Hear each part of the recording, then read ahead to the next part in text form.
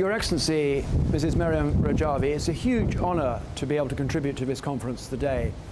And I'd like to congratulate you, Your Excellency, on what you've done for the Iranian people.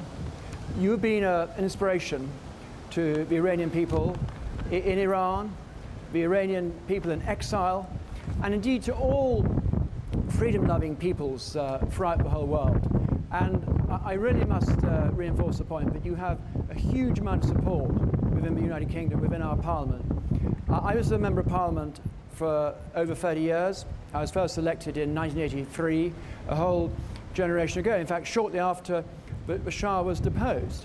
And I've been following the travails of your country as an MP. I'm now a member of our upper house, as a member of the House of Lords. And I plan to carry on giving you my absolute full support.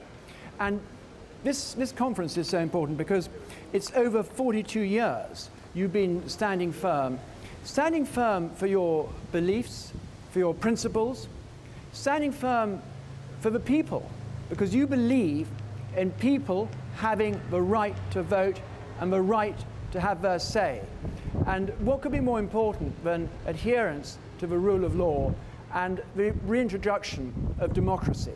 Because whatever one might think about governments, some governments we may love, other governments we may detest, but if they're legitimately elected, then it's the people who only have themselves to blame, and the government has to be accountable. And the tragedy of your country is that since the deposing of the Shah, you had hopes of freedom at different times, you had false hopes, false dawns, but what we've seen most recently is hugely depressing. And I really do despair at the recent election of Ibrahim Raisa. I say election, it's not an election, it was a sham election. It's the installation of someone who's got the most appalling human rights record. And I'll just say to you and your supporters, your friends, that you've got a very large number of people in our parliament in the UK, in different parliaments across Europe, in America, in the whole of the free world. You've got people who are absolutely right behind you, Your Excellency. We want you to succeed. We want your movement to succeed. We want democracy. We actually want your people to have a say in how their country is run. And we want Iran to be restored to the family of nations. Yes, Iran, of course, is a member of the UN. Iran has diplomatic relations with nearly all countries.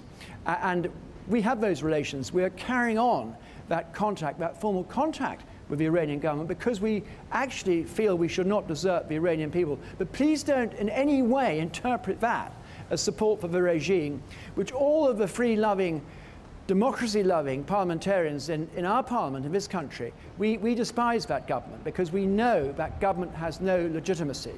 So my message to you is very simple. After all these years of fighting for democracy, for freedom, please, please persevere. Don't give up. You've got support in so many places.